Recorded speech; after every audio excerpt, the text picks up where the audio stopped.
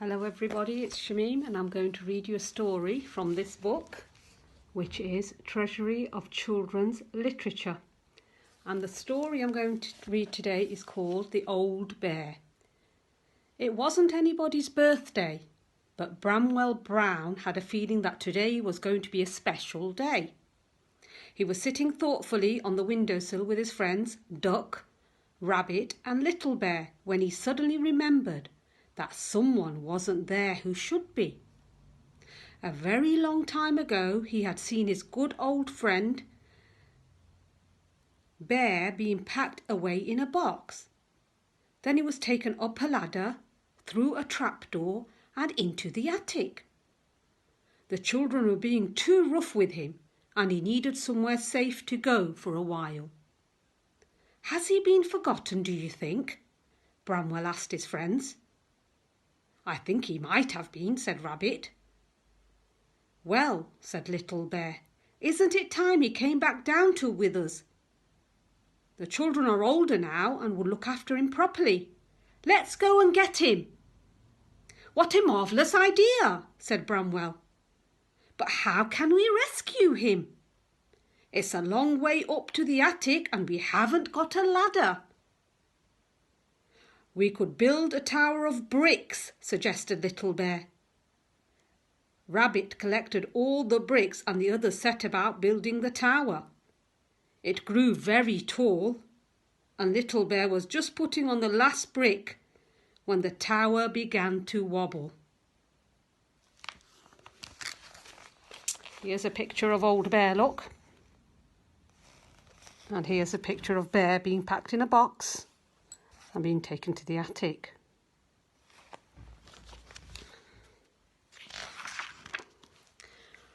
Look out, he cried as the whole thing came tumbling down. Never mind, said Bramwell, helping Little Bear to his feet. We'll just have to think of something else. Let's try making ourselves into a tower, said Duck. Good idea, said Bramwell. Little Bear climbed on top of Rabbit's head and Rabbit hopped onto Duck's beak. They stretched up as far as they could. But then Duck opened his beak to say something. Rabbit wobbled and they all collapsed on top of Bramwell. Sorry, said Duck. Perhaps that wasn't a very good idea. Not one of your best, replied Bramwell from somewhere under the heap. I know, said Rabbit. Let's try bouncing on the bed. Trust you to think of that, said Bramwell. You never can resist a bit of bouncing, especially when it's not allowed. Rabbit climbed onto the bed and began to bounce up and down. The others joined him.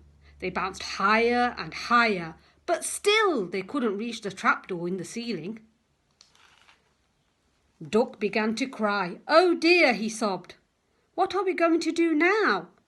We'll never be able to rescue Old Bear, and he'll be stuck up there getting lonelier and lonelier forever and ever. We mustn't give up, said Bramwell firmly.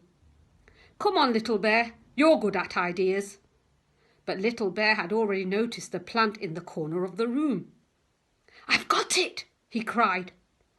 I could climb up this plant, swing from the leaves, kick the trapdoor open and jump in.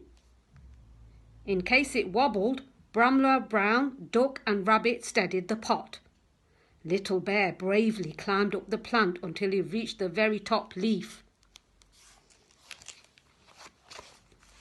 Here's some pictures of what they've been trying to do, all fallen on a heap when they climbed on top of each other. Bramwell telling Little Bear. Okay. He took hold of it and started to swing to and fro, but he swung so hard that the leaf broke and he went crashing down.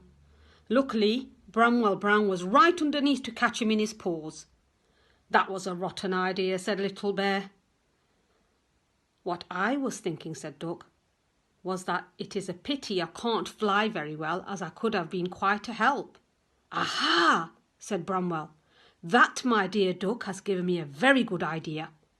I really think this one might work. In the corner of the playroom was a little wooden aeroplane with a propeller that went round and round. "We could use this plane to get to the trapdoor," said Bramwell.